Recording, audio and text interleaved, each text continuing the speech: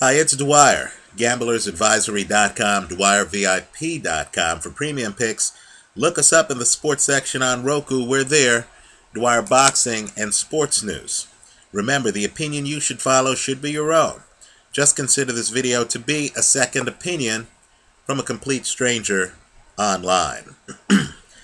Let's start by talking about this weekend's fight between Canelo, Saul Alvarez, and Alfredo Angulo. Now, I've made an earlier video where I've said the way I'm going to play this fight, and it's high risk, right? If you're not high risk, don't follow me on this one. The way I'm going to play this fight is to take both guys by knockout, right? I believe either guy could get a knockout. In fact, I believe Canelo is at particular risk here because, as I said in that video, Canelo, in his mid-20s, is having problems making weight at 154. It's literally impacted his level of activity in the ring. Guys who have a problem making weight, as you can imagine, don't have the energy that they do when they're at their normal weight. And I made the comment that when I saw Canelo at the Floyd Mayweather weigh-in, right, where he weighed 152, he looked unnaturally thin. You could tell his walk-around weight is significantly heavier. So, the wrong kind of opponent for a guy who's energy drained. And when I say energy drained, I mean low volume. Look at the lack of volume against Austin Trout for Canelo. When I see a guy like Canelo with weight problems, the wrong kind of opponent is a high energy guy. What do I mean by high energy? First round, Alfredo Angulo against James Kirkland. Right? The bullets are flying. Angulo is bringing it. Right? Angulo can raise the temperature in the room. I know he walks around a lot heavier than he fights at, but it hasn't affected his volume in the ring. You know Angulo is all action. He's going to push you. So if you're not in the best of shape, you might reach your breaking point. And of course, with Angulo, you're not just dealing with stamina issues. There's also a big possibility that you might get knocked out. Understand, Angulo dropped Kirkland in a fight he ended up losing. Understand that Angulo dropped Erislandy Lara multiple times in a fight he ended up losing. Folks, those are the fights the guy's lost, right? Understand his power is such that even when the other guy is doing well, there's a risk that the other guy hits the canvas. I'm aware of the Kermit Cintron fight. Fair enough. But just understand, Angulo has power. He's going to push Canelo. Well, today comes a story where Canelo says, hey, if I win this fight, I want my next fight to be against the winner of Miguel Cotto versus Sergio Martinez. Well, whoa. Player, slow the roll. Wait a moment. Aren't those guys fighting for the middleweight title? Aren't those guys fighting in a heavier weight class? I believe Canelo himself knows that his dropping weight to make weights in fights is hurting his performance to the point where he wants this fight to be the last fight that he has at junior middle. Now keep in mind, you have a bunch of guys Canelo could fight at junior middle. In big fights, James Kirkland, who I mentioned earlier. Erislandy Lara, who I mentioned earlier. Didn't Manny Pacquiao used to have the belt at 154 pounds? We know he didn't fight at 154 pounds, but he had the belt at 154 pounds, right? How about Charlo, the guy who's about to fight Carlos Molina? Right? These are big-time opponents. I'm guessing Keith Thurman would leap at the opportunity to gain weight, fight at 154 against Saul Alvarez, right? And of course, you still have Austin Trout at 154 pounds. So you have names at 154. But yet Canelo himself is talking about fighting at 160. By the way, the article's on BoxingScene.com, an excellent website. The fact that Canelo wants this fight to be his last fight at 154, in my opinion, increases the odds of a stoppage in the fight. Angulo's going to test him, just like he tested Erislandy Lara. We know Lara has much better legs. Let me underline the word much. Much better legs than Saul Alvarez. He moves a lot better than Saul Alvarez.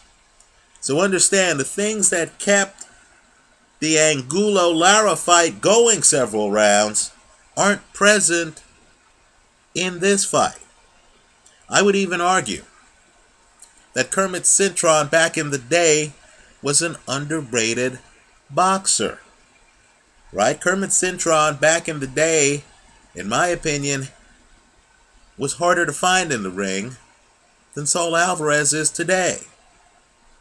Now what Alvarez is telling us by saying, hey, I want my next fight to be at middleweight, is that this was a rough camp. Right? Losing the weight was hard. Right? I'm expecting fireworks. I do believe Canelo is one of the hardest punchers pound for pound in the sport. I'm expecting someone to get stopped. I believe this recent news of Canelo wanting to leave the division further increases the chance of a stoppage. Let's shift gears. Antonio Tarver, right? Arrested for not paying back a marker at Wynn Las Vegas. Right, now let me just make a few points here. I've long been here online talking about how there's no money in boxing. Right, now obviously there's money for the biggest names out there. Right, Floyd Mayweather, Bob Arum, they're making a lot of money, no question about it. You have some very savvy guys in the sport, no question about it. Right? But for most boxers, even champions, the green isn't that long. It's not what you think. I think casual fans believe that these guys are paid like, let's say, NBA players, right? Professional baseball players. Far from it. And keep in mind, in those sports, you know, it's a multi-year guaranteed contract. LeBron can blow out his knee. He's still getting paid during the contract. Could conceivably get paid for years. Try that in boxing. Right? You blow out your knee, everyone cries and says, oh, we hope he comes back. You're not going to get that next big fight. You could tumble in the rankings. Right? Before you were a mandatory contender. Now you might be unranked or a fringe contender. Right? Antonio Tarver is a multiple champion. He has multiple victories over Roy Jones. And I'm not talking about Roy Jones of today. I'm talking about Roy Jones after Roy Jones won the heavyweight championship, right? When Roy was closer to his prime than he is today. Understand, Antonio Tarver has fought internationally. He went to Australia. He took on Danny Green. He beat Danny Green, right? We're talking about a multiple champion with international experience. Let's just say Antonio Tarver, who I believe is a Hall of Famer, has had more opportunities and has accomplished more than most of the fighters out there. But yet even Antonio Tarver doesn't have financial security. He's arrested, he's jailed until Al Heyman, and kudos to Heyman, bailed him out, right, according to reports. Now, let me just say this. First, with regard to Al Heyman. Brilliant move, excellent advertising, right? As Heyman continues on in the sport, signing fighters and maintaining relationships, business relationships with several fighters, right? The fighters know that at times like this, Al Heyman has their back, right? So kudos to Heyman, right? I have no doubt that there are many other managers in the sport who would do the same for their clients, right? James Prince comes to mind, right? I know he would step in for his clients, right? Heyman stepped in here for his clients. Good for him, right? I'm guessing it was an advance. Fair enough. But just understand that in this moment, when he was jailed, Tarver needed some assistance in paying his bail. And his bail was not several $1 million. Right? Understand, if the Antonio Tarvers of the world need assistance in times like this, and keep in mind, Tarver's in his early 40s, right? You're talking about a long life in boxing. This is not a championship boxer just starting out. This is a boxer after an illustrious Hall of Fame career. If he's having problems paying major bills like this, if he's having problems paying back markers at the Wynn Las Vegas, then that should give you an indication on how much money there is in the sport for most boxers. As I've said, there are a lot of young guys watching the video who are convinced that they are the next Floyd Mayweather. Right? What I want you to do is to look at the amount of money being made by guys fighting on undercards. And as you're watching a pay-per-view event and you're watching the undercards, understand it's a very long road just to get to a spot on the undercard. Those are accomplished fighters.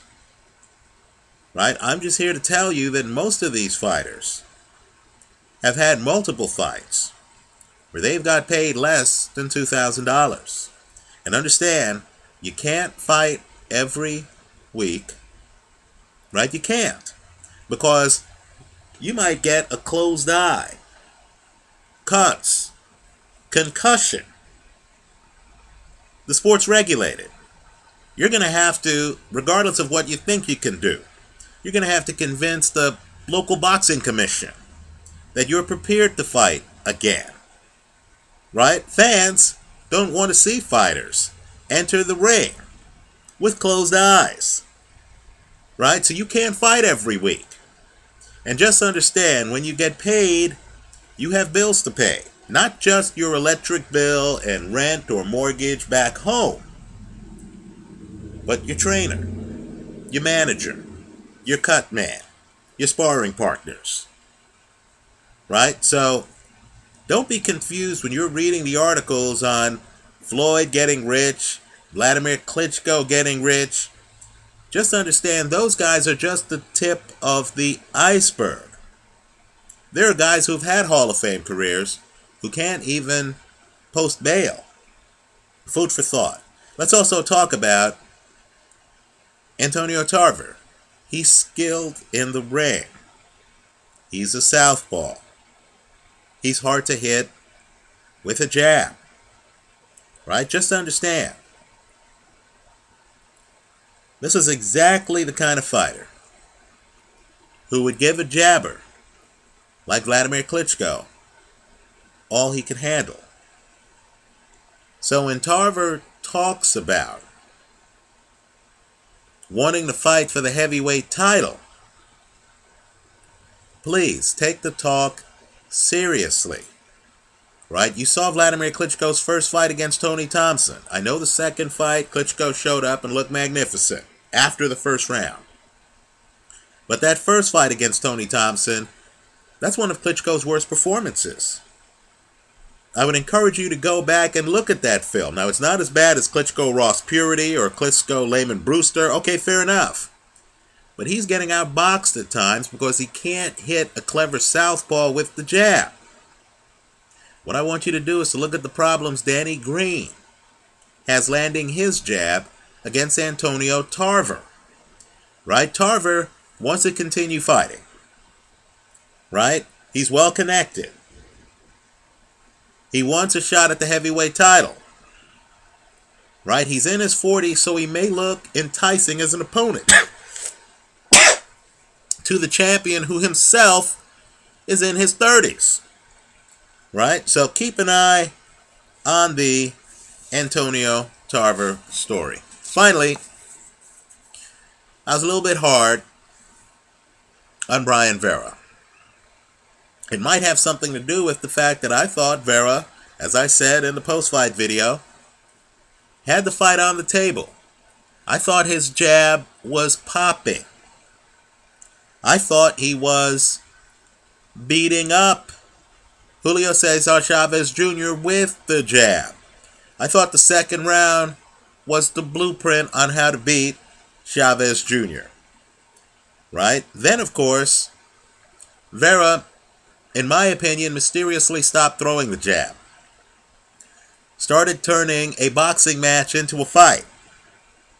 And found himself in the ring with a big man whose best attributes come out in fights. Right? Chavez Jr., for all of his problems, can fight inside. Chavez Jr. is a big man, physically bigger than Brian Vera. Right? Sergio Martinez fought both of them. Sparred with Vera, fought Chavez Jr. And before the first fight, Sergio Martinez said that he expected Chavez Jr. to win because of the size difference. Right? Vera neutralized that size difference when he was pumping a jab. When he stopped throwing the jab, that's when the fight came off the rails. Right? Well, now we know why he stopped throwing the jab. Many here on YouTube, and I thank you for it, have directed me to articles that pointed out that Vera apparently broke his hand in the third or fourth round. Right? That's why he wasn't able to follow the blueprint that he and his trainer Ronnie Shields had put in place. Let me make a couple of points. If you look at the Vera fight, and I'm talking about the rematch here, if you're analyzing boxing matches, just know that it still looks to me like Chavez can be controlled with a jab. Sergio Martinez controlled him with a jab. Right? Brian Vera was controlling him with a jab. I thought Vera was on his way to winning that fight. Right? Understand, against guys who can stay outside of Chavez Jr., who can move around the ring behind a jab, Chavez Jr. is going to have problems. So, just understand Andre Ward, who in my opinion is a chameleon. He can fight many styles. He's a boxing multilinguist. I believe Andre Ward can simply just come out, pump a jab. He's athletic. He has the movement. He has the legs.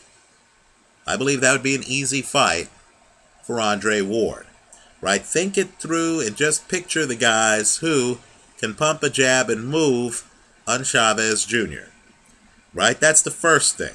The second point is Chavez Jr. is now fighting at 168. You need to pay attention to the weight classes because they affect power. Right? You can have a big punch at 160. That doesn't mean you have a big punch at 168. Right? Your opponents at 168 are accustomed to getting hit with punches from bigger men than are guys at 160. Right? This is the second fight in which Brian Vera has gone the distance with Chavez Jr. It's the second. Understand, too, let's roll back the clock a little bit further. I know there were some hairy moments in the 12th round of the Sergio Martinez fight. But understand, this is the third straight fight. The Martinez fight, both Brian Vera fights, where Chavez Jr.'s opponents have gone the distance. Right? You have some legendary chins at 168 pounds. Just food for thought. You have guys who have been in wars and yet have gone the distance. Right? Didn't Mikkel Kessler, Carl Froch, both fights go the distance? Right? I know Froch was down against George Groves. Understand, Froch gets off the canvas. Froch was also down against Jermaine Taylor. In both of those fights, Froch gets off the canvas, actually goes on to win the fight. Right? In my opinion, a great chin doesn't necessarily mean you're always standing. If you're able to get up and if you're still lucid, you're still able to function, I consider that to be a great chin. The point of this is the water is deep at 168 pounds. Some of the size and power advantages that Chavez Jr. had at 160 might not translate to 168. Brian Vera with a broken hand, a hand broken in the first third of the fight, was able to go the distance with Chavez Jr. Think about that. And Brian Vera himself is small for a 168-pounder. So just be aware of that. If you're a Chavez Jr. fan and you're expecting him to walk through elite 168ers, you might be kidding yourself. Let me hear from you. Leave your comments for me here online. Visit us at gamblersadvisory.com. Thanks for stopping by.